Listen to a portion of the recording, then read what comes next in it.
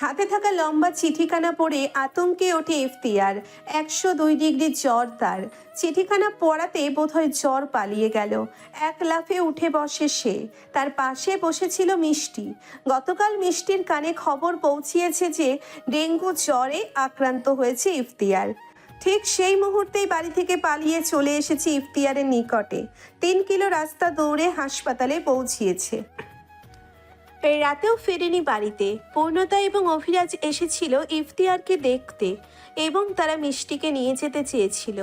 তবুও মিষ্টি যায়নি। অভির হাতে পায়ে ধরে অনুরোধ করে থেকে গিয়েছে। মিষ্টির পাগলামি দেখে ইফতিয়ার ঠোঁট বাঁকিয়ে মলিন হেসে বলেছিল, দুনিয়াটা এমন কেন আল্লাহ, যে যারা চায় সে তারা পায় না। যারা কপালে রাখেন নাই তার সাথে দেখা কেন করিয়েছিলেন? যারা ছুঁয়ে দেখার সাধ্য নেই তার জন্য হৃদয় কেন পড়ে? ইফতিয়ারকে বসে যেতে দেখে চমকায় মিষ্টি।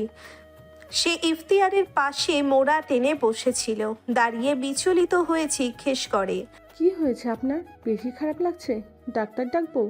ইফতিয়ার শান্ত দৃষ্টিতে মিষ্টির দিকে তাকিয়ে মলিন হেসে বলে, আমি ঠিক আছে, বিচলিত হয়ে না। আমার বাবা আপু ওনারা কোথায়? মিষ্টি মাথা নিচু করে জবাব দেয়, ইরিন আপু খাবার আনতে গিয়েছে, আর চাচা বাসায় গিয়েছে। ঠিক আছে, তুমি বসো গিয়ে। ঠিক আছে আমি। মিষ্টি মাথা নাড়িয়ে বসে। ইফতিয়ার দীর্ঘশ্বাস ফেলে মনে মনে বলে, আমার পবিত্র পূর্ণতার হাতে খুন মানায় না, ফুল মানায়। আমি তোমাকে আর একটাও খুন করতে দেব না পূর্ণতা। তোমার প্রতিশোধ আমি নেব। খুনের তকমা আমার গায়ে লাগুক, তোমার না। তুমি পবিত্র, তুমি উপমা, তুমি সুহাসিনী, তুমি ভালোবাসা, তুমি সুখ, তুমি শান্তি। জমিদার বাড়িতে আতঙ্ক তৈরি হয়ে গিয়েছে। প্রতিটি মানুষ ভয়ে সিটিয়ে আছে। কেননা নিকৃষ্টভাবে খুন করা হয়েছে আলতাফ নামের জমিদারের ডান হাতকে। আলতাফের মাথা পাওয়া গিয়েছে বাড়ির মূল ফটকে। চোখ দুটো পড়েছিল তারই খানিকটা দূরে। দুটো পা পাওয়া গিয়েছে জমিদার সাহেবের কক্ষের সামনে। হাত পাওয়া গিয়েছে ইফাদের কক্ষের সামনে। চিন্তিত সকলে। সাহেব তার 3 ছেলে এবং 5 নাতিদের নিয়ে বৈঠক বসেছে। পলি এবং মমতাকে বৈঠকে থাকার অনুমতি দিলেও বাড়ির বউদের এবং পূর্ণতাকে অনুমতি দেওয়া হয়নি। এতে অবশ্যই পূর্ণতার কোনো মাথা ব্যথা নেই। সে রান্নাঘরের এক কোণে মোড়া টেনে বসে গরুর মাংস খাচ্ছে। সাহেব গম্ভীর স্বরে বলে, কি হচ্ছে ইফাত? এইরকম খুন কে করতে পারে? ঈশান এবং ইমন মাথা নিচু করে আছে। ভয়ে তারা কাঁপছে। কিসের ভয় তাদের? এরকম লাশ দেখেই কি ভয় তাদের? হয়তো তাই। অভিও সাহেবের মতো গম্ভীর সুরে বলে, যাদের সাথে অন্যায় করেছে তাদের মধ্যে থেকেই কেউ করেছে, অস্বাভাবিক কিছু নয়। বিরক্ত হয় সকলে। মামুন দাঁতে দাঁত চেপে বসে। তুই সাধু পুরুষ নয় যে বড় বড় কথা বলবি। অসাধু পুরুষও আমি নই। তোমাদের মতো আমার জিভ বেরিয়ে থাকে না। মেয়ে দেখলেই শরীর জ্বালায় না। ইফাত সাথে সাথে বলে, তা বেরোবে কেন? পেয়েছিস তো কচি বউ, যখন তখন মধু। বাকিটা শেষ করার আগে অভি ইফাদের নাক বরাবর ঘুষি মারে। ছিটকে খানিকটা দূরে সরে যায় ইফাদ। ব্যথায় কুকিয়ে ওঠে। চমকে ওঠে সকলে। মনির রেগে বলে, অভি, ওর গায়ে হাত কেন তুললি? অভি ইফাদের দিকে তাকিয়ে জবাব দেয়, চুপ আমার বউয়ের নাম দ্বিতীয়বার মুখে আনলে ওর জিভ টেনে ছিঁড়ে দেবো আমি। সে যায় সকলে। সাহেব বলে, মেয়েটা তোমার তাবিজ করেছে না কি? হ্যাঁ করেছে, তাবিজ করেছে আমায়। আর দাদু ভাই তোমাকেও বলছি, পূর্ণতার দিকে তাকালে ভয়ঙ্কর মৃত্যু উপহার পাবে তুমি। আমি তোমার গায়ে হাত তুলতে পারবো না বলে কিন্তু বেঁচে যাবে না। বলেই অভি বেরিয়ে যায়। সাহেব নিচের ফকফকে সাদা দাড়িতে হাত বুলিয়ে তাকায় পলির পানে। মমতা বেগম চুপসে আছেন। তুমি কিছু করতে পারলে না? পলি তাচ্ছিল্য হেসে বলে, আমাকে পতিতালয়ে দিয়ে আসুন। পূর্ণতার ক্ষতি আমি করতে পারবো না, ক্ষমা করবেন। পলিও বেরিয়ে যায়। মমতা বিশ্ব জয়ের হাসি হেসে বলে, ভুল মানুষের উপর ভরসা করলে দিন শেষে এইভাবেই ঠকতে হবে। শিউলি একটু পরপর তাকাচ্ছে পূর্ণতার দিকে। ইতিমধ্যেই 6 পিস গোস্ত পেটে চালান করেছে সে। সব খেয়ে ফেলবে নাকি? পূর্ণতার শাশুড়ির নজর খেয়াল করে একটু এগিয়ে বসে। শিউলি রুটি বেলছিল। পূর্ণতা এগিয়ে এসে বলে, মা, আপনি আমায় ভালোবাসেন? শিউলি চমকায়। সাথে সাথে জবাব দিতে পারে না। শুকনো ঢোক গিলে একটু সময় নিয়ে বলে, হ্যাঁ, বাসি তো। আমিও জানি তো মা, আমিও আপনাকে ভালোবাসি। শিউলি মলিন হাসে। পূর্ণতা গোস্তের টুকরোয় কামড় দিয়ে বলে, মা, আপনার বুকে চাকু চালালে আমায় রক্ষা করবেন তো? শিউলি বেগম চমকে ওঠে। আতঙ্কিত দৃষ্টিতে তাকায় পূর্ণতার মুখপানে। হাসে পূর্ণ। হাত ধুয়ে হাত মুছে শিউলি বেগমের আঁচলে, সাথে মুখটাও মুছে নেয়। অতপর দুই হাতে চাপটে জড়িয়ে পিঠে মাথা এগিয়ে জোরে শ্বাস নেয়। আহা, তোমার শরীরে মামা একটা গন্ধ আছে, যেটা আমার মায়ের শরীরে পাই আমি। শিউলি জিভ দ্বারা ঠোঁট ভিজিয়ে নেয়। কিছু বলার মতো খুঁজে পাচ্ছে না। পূর্ণতা চুমু খায় শিউলির পিঠে। মা জানো, ওরা না আমার মায়ের দিকে নজর দিয়েছে। আমার মাকে তুলে এনেছিল, আমার বোনের মতো মায়ের পরিণতি করতে চাচ্ছে। মা, তুমি বলো না, কি করে আমার মাকে বাঁচাবো আমি? মুখের কোণে পানি আসে পূর্ণতার। শিউলি নিজের থেকে পূর্ণতাকে ছাড়িয়ে পূর্ণতার দিকে ঘোরে। জল ভরা দৃষ্টি দেখে একটু মায়া হয় শিউলির। সে পূর্ণতার মাথায় হাত বুলিয়ে দেয়। তোমার মতো মেয়ে থাকতে তোমার মায়ের শরীরে হাত দেবে এমন স্পর্ধা কারো নেই। পূর্ণতা তাচ্ছিল্য হাসে। ঠিকই বলেছো, আমিই বাঁচাবো আমার মাকে। শিউলি প্রতি উত্তরে শুধু একটু হাসে। স্কুলের গেটে পা রাখতেই পূর্ণতার কানে আসে 25 জন মেয়ে গায়েব। তাদের কোথাও খুঁজে পাওয়া যাচ্ছে না। মাথা গরম হয়ে যায় পূর্ণতার। ঠিক বুঝতে পেরেছে এসব কার কারসাজি। ক্লাসরুমে ঢুকে না পূর্ণতা। গেট থেকেই উল্টে রাস্তায় পা বাড়ায়। উদ্দেশ্য ইফতিয়ারের বাড়িতে যাওয়া। আজকে এর একটা বিহিত পূর্ণতা চাই। সবগুলো মেয়েকে সহি সালামতে বাড়িতে পৌঁছে দেবে, এটাই পূর্ণতার প্রতিজ্ঞা। তার জন্য ইফতিয়ারের বাড়িতে কেন? তবে কি পূর্ণতা ইফতিয়ারকে ভরসা করছে? ইফতিয়ারের প্রতি নির্ভরশীল হয়ে পড়ছে? ইফতিয়ার এবং অভি মুখোমুখি বসে আছে। ইফতিয়ারের চোখ দুটো টকটকে লাল বর্ণ ধারণ করেছে। এটা অবশ্য জ্বরের প্রভাবে। মিষ্টি এক কোণায় জড়সড় হয়ে দাঁড়িয়ে আছে। সে থাকতে চায়নি এদের কথার মধ্যে, কিন্তু অভির কড়া নির্দেশ এখানে থাকতে হবে। অভি ইফতিয়ারকে দেখে বরাবরই মুগ্ধ হয়। পুরুষ মানুষ এত সুন্দর হয় নাকি? ছেলে হয়েও অন্য ছেলের প্রশংসা করতে পিছুপা হয় না অভি। নিঃসন্দেহে অভির থেকে ইফতিয়ার শত গুণে বেশি সুন্দর। অভি এবং ইফতিয়ার এক জায়গায় দাঁড়ালে সকলের দৃষ্টি ইফতিয়ারের দিকে থাকবে। অভির নিশ্চুপতা দেখে ইফতিয়ার বলে, বাবা মা বোন পরিবার ফেলে আমি এখানে পড়ে আছি পূর্ণতা নিরাপত্তা দিতে। যতবার পূর্ণতা বিপদে পড়েছে ততবার তাকে আমি বাঁচিয়েছি। তাহলে স্বামী হিসেবে আপনি কি করলেন?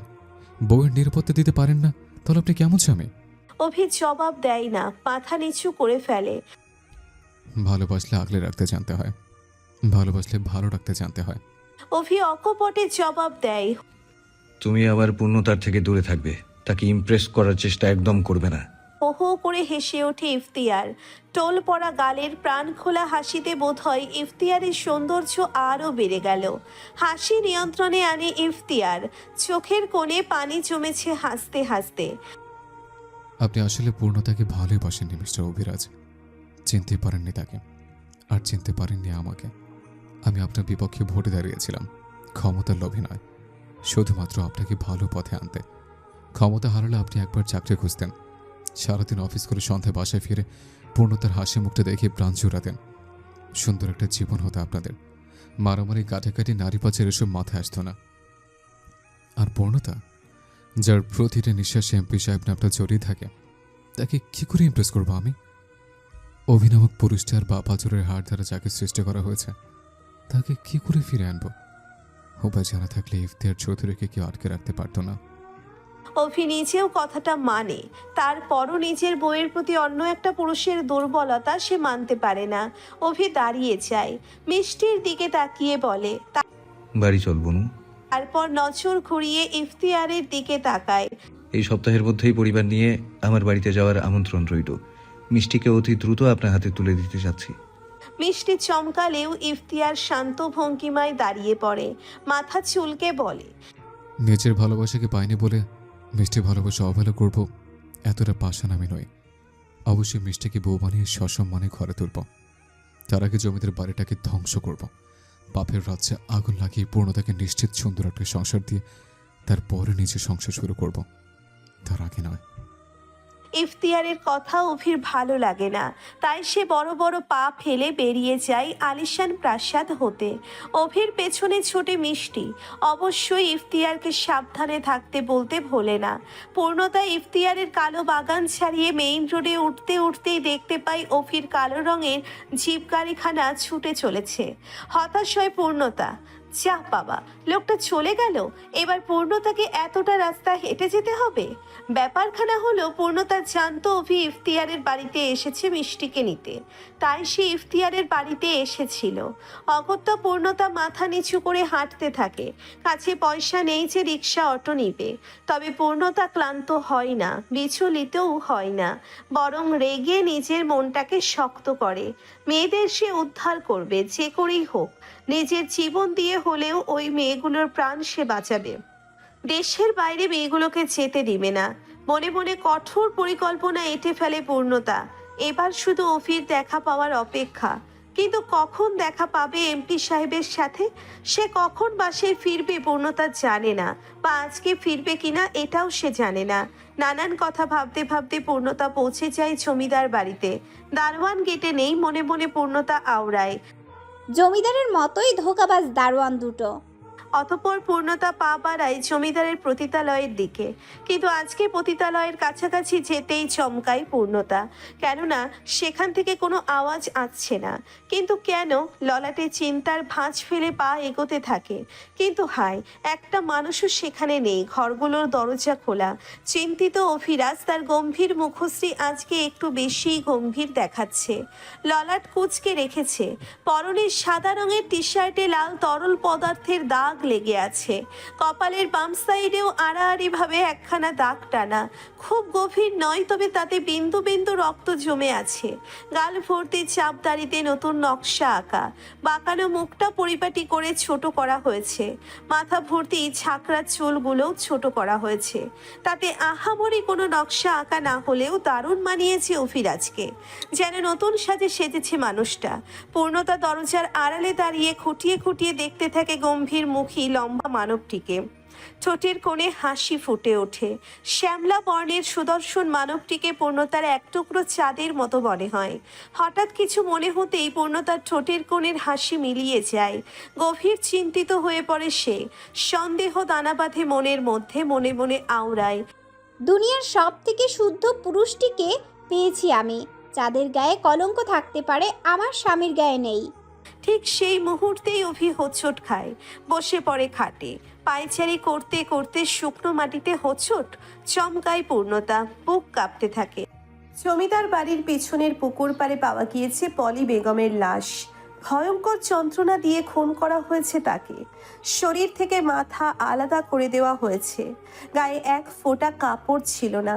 খুন করার আগে তার শরীরের উপরে পশুদের ছোঁয়া পড়েছে, সেটা ঢের বোঝা যাচ্ছে। স্তব্ধ হয়ে দাঁড়িয়ে রয়েছে পূর্ণতা। চোখের পলক ফেলছে না। ভীষণ চমকেছে সে এবং ভয়ও পেয়েছে বেশ। পলি বেগমকে পূর্ণতা সম্মান করত। মানুষটা ভালো, কিন্তু ভীষণ বোকা। মনে পড়ে সেই দিনের কথা, যেদিন প্রথমবার জমিদারদের তৈরি পতিতালয়ে পা রেখেছিল পূর্ণতা। ঈশান এবং ইমনের সহায়তা পৌঁছেছিল পলি বেগমের নিকট। আলিশান এক রুমে পায়ের ওপর পা তুলে পান চিবুচ্ছিল পলি। পূর্ণতাকে সে চেনে না, তবে ঈশান এবং ইমনকে চিনত। জমিদার নাতি তারা, না চিনে উপায় আছে? মৃতকেও দেখা গিয়েছিল সেই গৃহে। আধখোলা কাপড় পরনে তার। বুড়ো একটা লোককে টেনে নিজ কক্ষে নিয়ে যাচ্ছে। ঘৃণায় গা গুলিয়ে এসেছিল ঈশানের। এই সেই মৃত্যু যাকে মন প্রাণ উজাড় করে ভালোবেসেছিল ঈশান। পলি বেগম এদের দেখে সোজা হয়ে বসে, কাট কাট গলায় শুধায়, এখানে কি চাই? পূর্ণতা পলি বেগমের অনুমতি ব্যতীত বসে পড়ে তার পাশে। চোখে চোখ রেখে বলে, আপনার সাথে কথা বলতে চাই। পলি বেগম খানিকটা সরে বসে, যেন সে চাইছে না তার ছোঁয়া পূর্ণতার শরীরে লাগুক। বিষয়টা বুঝতে পেরে পূর্ণতা মুচকি হাসে। আমি চাচ্ছি আপনি জমিদারকে বিয়ে করুন এবং এই পতিতালয় ত্যাগ করে জমিদার বাড়িতে পা রাখুন। তাচ্ছিল্যের হাসে পলি।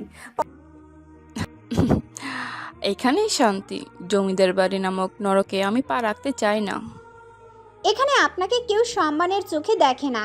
সকলের চোখে আপনি খারাপ অভিশাপ কুড়াচ্ছেন নিষ্পাপ মেয়েগুলোর থেকে। তাদের ধারণা আপনিই তাদের জীবন নষ্ট করছেন। নারী পাচারকারীর মূল সদস্য আপনিই, কিন্তু এটা তো সঠিক নয়, তাই না? তাহলে আপনার কি উচিত নয় এখান থেকে বের হওয়া? পলি বেগম জবাব দেয় না। পূর্ণতা ফের বলে, আপনারও একটা পরিবার ছিল, স্বামী, সংসার, সন্তান সব ছিল। যার জন্য আপনি আপনার পরিবার হারালেন, তাকে শাস্তি দিবেন না? প্রতিশোধ নিতে ইচ্ছে করে না? দীর্ঘশ্বাস ফেলে পলি, অতঃপর শুধায়। কি করতে হবে? খুশি হয় পূর্ণতা। ঈশান ইভানও বেশ খুশি হয়। কিছু না, শুধু জমিদার যখন আপনার কাছে আসবে, অন্তরঙ্গ অবস্থায় ঘনিষ্ঠ হতেই তার কাছে বায়না ধরবেন বিয়ে করার জন্য। এটা সেটা বোঝাবেন, দেখবেন সে গলে যাবে। বাকিটা আমরা দেখছি। সেই দিন যদি পূর্ণতা পলি বেগমকে জমিদার বাড়িতে না আনতো, তাহলে আজকে পলি বেগমের এই পরিণতি হতো না। হাঁটু মুড়ে বসে পড়ে পূর্ণতা, বিড়বিড় করে বলে, আমার সকল প্রিয় মানুষ হারিয়ে যাচ্ছে। ওরা আমাকে একটু একটু করে ভেঙে দিচ্ছে। আমি কার জন্য লড়াই করব? কিসের আশায় লড়াই করব? জমিদার সাহেব বেশ খোশমেজাজে আছেন। কারো কাছে আবৃত্ত লাঠি ভর দিয়ে সকলকে জায়গা দেখিয়ে দিচ্ছে কোথায় কবর দেওয়া হবে পলি বেগমকে। জমিদার বাড়ির মহিলারা নিজ নিজ কক্ষ হতে দেখছেন বাড়ির সামনে আয়োজিত কবর খোদাই এবং লাশকে গোসল করানোর দৃশ্য। বরাবরের মতো আজকেও পূর্ণতা অভিকে পাশে পায় না। নিজ কক্ষে হাউমাউ করে কাঁদতে থাকে।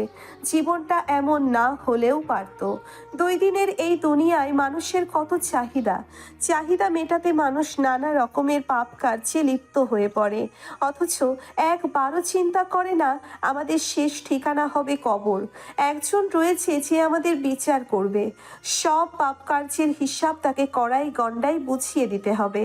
কাঁদতে কাঁদতে ক্লান্ত হয়ে পূর্ণতা মুখ তুলে জানালার দিকে তাকায়। তখনই তার নজর পড়ে জানালার পাশে পড়ার টেবিলের ওপর সেই কালো রঙের ডায়েরি। নিশ্চয়ই কোনো বার্তা রয়েছে তাতে। ধীরে সুস্থে উঠে দাঁড়ায় পূর্ণতা। এলোমেলো চুলগুলো হাতখোপা করে এগিয়ে যায় ডায়েরির নিকট। ডায়েরিখানা হাতে তুলে কাঙ্ক্ষিত পৃষ্ঠায় নজর বুলায়। আজকেও গোটা গোটা অক্ষরে লেখা রয়েছে, বুঝলে পূর্ণতা, ওরা তোমাকে দুর্বল করে দিতে চাচ্ছে। ওদের উদ্দেশ্য সফল হতে দিও না। নিজের লক্ষ্যে স্থির থাকো। মৃত্যুকে ভয় পেও না। জন্ম নিয়েছ, মরতে হবেই। দীর্ঘশ্বাস ফেলে পূর্ণতা ডায়েরিখানা বন্ধ করে হাতের উল্টো পিঠে চোখের পানি মুছে নেয়। এমপি সাহেব, আপনাকে আমার ভীষণ প্রয়োজন। কোথায় আপনি? পুরুষ মানুষের হাতিয়ার কোনটা জানো তো? তার পুরুষত্ব। যে পুরুষ নিজের পুরুষত্ব জাহির করতে পারে তাকে বীর পুরুষ উপাধি দেওয়া হয়। আমার তো মাঝে মধ্যে সন্দেহ হয় তুমি পুরুষ তো। শান্ত দৃষ্টিতে মনার দিকে তাকায় অভি। খোলামেলা পোশাকে আবেদনময়ী ভঙ্গিমায় অভিরাজকে আকৃষ্ট করতে ব্যর্থ হয়ে এখন উস্কানিমূলক কথা বলছে। ঢের বুঝতে পারে অভি। নানু ভাইকে দেখো না অভি, বুড়ো বয়সেও 2-4টা মেয়েকে তৃপ্তি দিতে সক্ষম। দাঁড়িয়ে পড়ে অভি। তাহলে তোমার নানু ভাইয়ের থেকে তৃপ্তি মিটিয়ে নাও। আমি সত্যি পুরুষ নই, আমি মহাপুরুষ। বউ ছাড়া অন্য নারীর দিকে তাকাতেও আমার অস্বস্তি হয়। আমার পেছনে ঘুরঘুর করে তোমার তৃপ্তি মিটবে না মনা। তুমি অন্য কোনো উপায় অবলম্বন করো। বলেই বেরিয়ে যায় অভি। চোখ বন্ধ করে নিজের রাগ নিয়ন্ত্রণে আনার চেষ্টা চালায় মনা। খুব কায়দা করে জমিদার সাহেব অভির সাথে মনার কথা বলার সুযোগ করে দিয়েছিল। মনাও আপ্রাণ চেষ্টা করেছে অভিকে আকৃষ্ট করতে, কিন্তু সে ব্যর্থ। কি আছে তোমার ওই একরত্তি বইয়ের মধ্যে যা অন্য নারীর মধ্যে নেই? ইফাত বেশ কায়দা করে ঢুকে পড়ে পূর্ণতার কক্ষে। ভেতর থেকে ভালো করে দরজা বন্ধ করে দেয়। পাক্কা খবর আছে তার কাছে অভি বাড়িতে নেই। ফিরতেও বেশ দেরি হবে। ইমন, ঈশান পলি বেগমকে কবর দিতে ব্যস্ত। তাদের মানসিক অবস্থা ভালো নেই। এটাই সুযোগ পূর্ণতাকে ছুঁয়ে দেখার। জিভ দ্বারা ঠোঁট ভিজিয়ে ইফাত এক পা করে এগোতে থাকে। পূর্ণতা জানালার ধারে দাঁড়িয়ে আছে, দৃষ্টি তার দূরে আকাশের পানে। জীবনের হিসাব মেলাতে ব্যস্ত সে।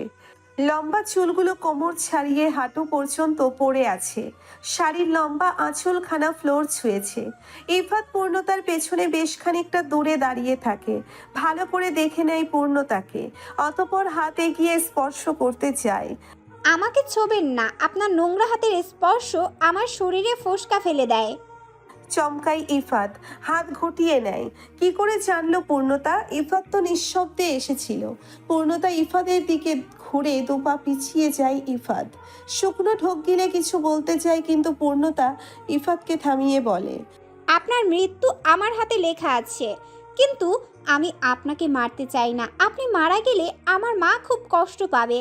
দ্বিতীয় সুযোগ দিলাম আপনাকে, শুধরে যান। বাঁকা হাসে ইফাত, ভ্রু কুচকে বলে, উল্টো বললে কথাটা তোমার মৃত্যু লেখা আছে আমার হাতে। আমি তোমার সুন্দর শরীরটায় হাত বুলিয়ে চিরতরে ঘুম পাড়িয়ে দেবো তোমায়। তোমাকে দেখলেই আমার শরীরের লোম দাঁড়িয়ে যায়, ইচ্ছে করে। বলতে বলতে পূর্ণতার কোমরে হাত দিতে যায়, আর তখনই একখানা ধারালো ছুরি ইফাতের হাত শরীর থেকে আলাদা করে দেয়। ফ্লোরে লুটিয়ে পড়ে হাত। ইফাত যন্ত্রণায় চিৎকার করে ওঠে। পূর্ণতাও ভয় পেয়ে দুপা পিছিয়ে যায়। গলা কাটা মুরগির মতো ছটফট করতে থাকে ইফাত। কোনোই হতে গোটা হাত জমিনে পড়ে আছে। সাদা ফ্লোর রক্তে লাল হয়ে গিয়েছে। ইফাতের গগন কাঁপানো আর্তনাদে গোটা কক্ষ মুখরিত। যন্ত্রণা বোধহয় সহ্যের সীমা পেরিয়েছে। বাঁচার তাগিদে তার এই ছটফটানি। পূর্ণতা দুই হাতে কান চেপে চোখ মুছে বন্ধ করে দিয়েছে গ্যাস। পূর্ণতা দুই হাতে কান চেপে চোখ মুখ খিচে বন্ধ করে দাঁড়িয়ে আছে। বুক কাঁপতে তার। মৃত্যুকে ভয় পায় সে, ভীষণ ভয় পায়। মাইকেল মধুসূদন দত্তের একটা কবিতার লাইন বরাবরই পূর্ণতা মনে রাখে। যখন চোখের সামনে কারো মৃত্যু দেখে, সাদা কাফনে মোড়ানো কোনো লাশ দেখে, নিজের মৃত্যুর কথা স্মরণ হয়, অস্থির হয়ে ওঠে, তখনই সেই লাইনগুলো আপন মনে আওড়ায়। জন্মিলে মরিতে হবে, অমরকে কোথা কবে। অভি এগিয়ে আসে। চোখ দুটি লাল রং ধারণ করেছে। কপালের রগগুলো ফুলে উঠেছে। ঝাঁকড়া চুলগুলো এলোমেলো। বুকের কাছে দুটো বোতাম খোলা, শার্ট ঘামে ভিজে আছে। কপাল বেয়ে টপ টপ করে ঘাম ঝরছে। দ্রুত নিঃশ্বাস চলছে। হয়তো অতিরিক্ত রাগের কারণে এক হাতে পূর্ণতাকে জড়িয়ে নেয় অভিরাজ। পরিচিত ছোঁয়া পেয়ে চোখ খুলে পূর্ণতা। অতি প্রিয় স্বামীর স্পর্শে ঠোঁট উল্টে কান্না করে ফেলে। নারী জাতি বরাবরই আহ্লাদী, তবে তার প্রিয় মানুষদের কাছে। এই যে শক্ত মনের অধিকারী পূর্ণতা, বরাবরই সে সকলকে দেখিয়ে এসেছে তার চঞ্চলতা এবং সাহসিকতার নমুনা। কিন্তু এই সাহসী মানবীর আড়ালে লুকিয়ে রয়েছে ভীতু নরম এক খোলস, যেটা অভিব্যতীত কারোর সামনে প্রকাশ করা হয়নি। পুরুষালী লোমশযুক্ত বুকে ঠাঁই নেয় পূর্ণতা। সুগন্ধি এবং ঘামের সংমিশ্রণে অদ্ভুত এক ঘ্রাণ নাকে লাগছে অভির বুক হতে, যে ঘ্রাণ পূর্ণতার অশান্ত মনটাকে শান্ত করতে সক্ষম হয়। হৃদয়ে দোলা দেয়, সুখ সুখ অনুভূতি হয়। ইফাদের চিৎকার কমে এসেছে। শান্ত হয়ে জমিনে লুটিয়ে পড়েছে জড়সড় হয়ে। হয়তো জ্ঞান হারিয়েছে, কাটা স্থান হতে এখনো রক্ত গড়াচ্ছে। অভিরাজ পূর্ণতার চুলের ভাঁজে চুম্বন এঁকে দেয়। নরম আতুরে গলায় বলে, আমি আছি পূর্ণ, যতক্ষণ আমার দেহে প্রাণ রয়েছে ততক্ষণ কেউ তোমায় স্পর্শ করতে পারবে না, কথা দিলাম। শান্ত হয় পূর্ণতা, শান্তিও পায়। মৃত্যুর ভয় কাটে। এই বুকে মাথা রেখে শেষ নিঃশ্বাস ত্যাগ করতে পারলে মন্দ হতো না। কোথায় ছিলেন এমপি সাহেব? আমার যে বড্ড ভয় করে। বউকে আশ্বস্ত করতে অভিরাজ সান্ত্বনামূলক বাণী আওড়ায়। ভয় পেও না বউ, আমি আছি তোমার কাছাকাছি। শহর হতে ইফতিয়ারের মা আমিনা বেগম, বাবা ইসমাইল এবং বড় বোন ইরিন এসেছে ইফতিয়ারকে দেখতে। বরাবরই ছেলে তাদের অবাধ্য। প্রাণপ্রিয় ছেলেকে সর্বক্ষণ কাছাকাছি রাখতে চায় আমিনা বেগম, কিন্তু ছেলে তাকে গুরুত্ব দিয়ে কাছে থাকে না। আলিশান মখমলে শয়ন কক্ষে ইফতিয়ার শুয়ে রয়েছে। তারই পাশে বসে আঁচলে মুখ ঢেকে কেঁদে যাচ্ছেন আমিনা। কয়েকদিনের জ্বরে নাজেহাল অবস্থা তার, নারী ছেঁড়া ধনের। অতিমাত্রায় সুদর্শন পুরুষটি নুইয়ে পড়েছে জ্বরের প্রতাপে। আদলে দেখা মিলছে ক্লান্তির ছাপ। ইরিন থার্মোমিটার দ্বারা জ্বর মাপছে। পেশায় সে একজন ডাক্তার। চিন্তিত ভঙ্গিমায় দাঁড়িয়ে ইসমাইল। জ্বরের প্রতাপ ভালোই, তবে ছুটে যাবে কিছুক্ষণে। নিশ্চিত হয়ে থার্মোমিটার রাখে ইরিন। ভাইয়ের আদলে নজর রেখে শুধায়, ভাই আর কত? ফিরে চল, তোকে ছাড়া আমাদের ভালো লাগে না। ইফতিয়ার মৃদু হেসে মায়ের হাত জড়িয়ে নেয়। মাথা তোলে, মায়ের কোলে মাথা রাখে। শান্তি মেলে। মায়ের কোলে জাদু আছে। পূর্ণতাকে দেখার লোভে পড়ে আছে এখানে, কি করে ফিরে? একটু থেমে আবার বলে, আবু জানিস কি দারুণ মায়ার মুখে। আমার দৃষ্টি ফেরে না, তৃষ্ণা মেটে না, মন ভরে না, কলিজে ঠান্ডা হয় না রে। যেদিন তৃষ্ণা মিটবে সেদিন ফিরব। দীর্ঘশ্বাস ফেলেন ইসমাইল। আমিনা ফুপিয়ে কেঁদে উঠে বলে, আমরা কেউ না, আমাদের কথা তোর মনে পড়ে না? তোমরা তো আমাকে না দেখে থাকতে পারো না। একটু চিন্তা হয় আমাকে নিয়ে, পর মুহূর্তে মানিয়ে নিতে পারো, কিন্তু আমি তো পারি না। আমার যে দম বন্ধ হয়ে আসে, ওকে না দেখতে পেলে আমি যে মরে যাব। ছেলের অনুভূতি সম্পর্কে অবগত আমিনা বেগম নিজেও ভালোবাসা হারিয়ে ইসমাইলের হাত ধরেছেন। 30 বছর সংসার করছে, তবুও কি পুরনো ভালোবাসা ভুলতে পেরেছে? না, পারেনি। মনের কোণে এখনো উকি দেয় সেই কিশোরী বয়সের আবেগ। অস্থির হয়ে ওঠে মস্তিষ্ক, অসহ্য লাগতে লাগে দুনিয়া। ঠিক তখনই দুটো সন্তানের মুখ চোখের সামনে ভেসে ওঠে। আবেগ পালিয়ে যায়, দায়িত্ব মাথাচাড়া দিয়ে দাঁড়িয়ে পড়ে। আব্বা, তুই একবার বলে দেখ, পূর্ণতাকে আমি তোর কাছে নিয়ে আসবো। চমকাই ইফতিয়ার, ভীতি নয়নে তাকায় বাবার মুখপানে, বিচলিত হয়ে বলে, না বাবা, অভিতে পূর্ণতা, তাকে অবিহারা করো না। আমার ভাগ্যেও নেই। আল্লাহ বুঝেছে আমি পূর্ণতার জন্য সঠিক নই। অভির বাবা চোরের হাত ধরে সৃষ্টি করেছে তাকে। আমি দূর থেকে তৃষ্ণা মেটাবো, বিশ্বাস আছে আমার। আল্লাহ নিশ্চয় আমাকে ঠকাবে না। উত্তম পরিকল্পনা করেছেন তিনি আমার জন্য, শুধু ধৈর্য ধরতে হবে। ইফতিয়ারের কথার প্রসঙ্গে কেউ আর পাল্টা জবাব দিতে পারে না, শুধু মনে মনে আফসোস করে এত ভালোবেসেও ভাগ্যের কাছে হেরে গেল। আল্লাহ ইফতিয়ারের মঙ্গল করুক। চটে আছেন জমিদার সাহেব, মেজাজ বিগড়েছে জমিদারের 3 পুত্রেরও। মনোয়ার ছেলের কার্যক্রমে বিরক্ত, বউয়ের জন্যে ভাইকে আঘাত করবে। দিন দিন কাপুরুষে পরিণত হচ্ছে তার ছেলে। হাসপাতালে নেওয়া হয়েছে ইফাতকে। আপাতত বৈঠক ডেকেছেন জমিদার।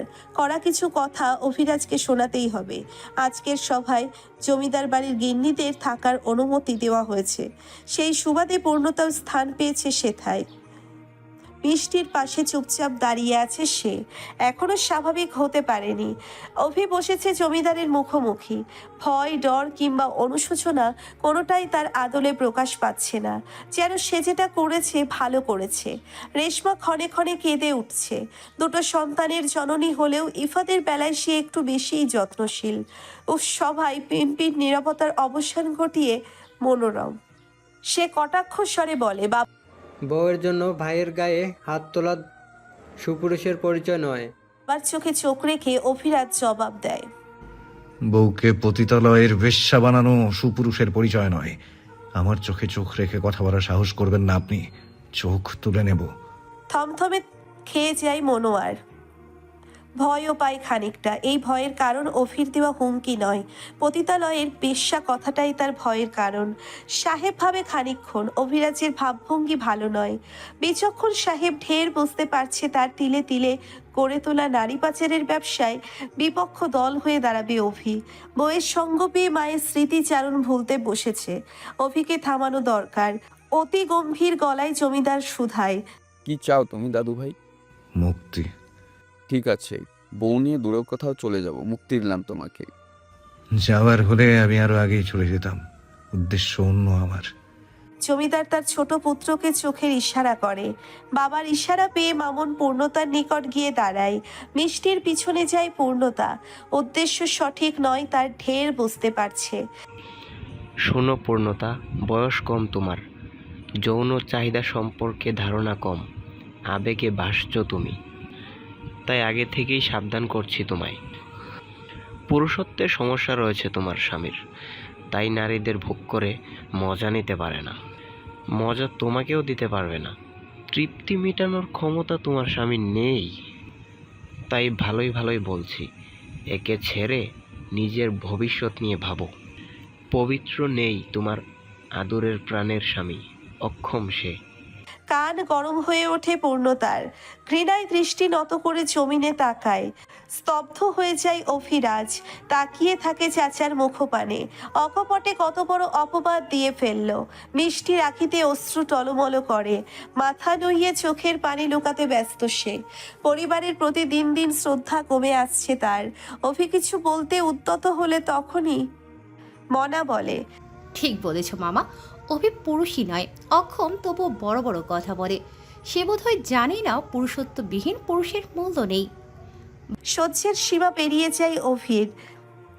তড়িৎ গতিতে দাঁড়িয়ে পড়ে সে। মনা তাচ্ছিল্য হেসে বলে,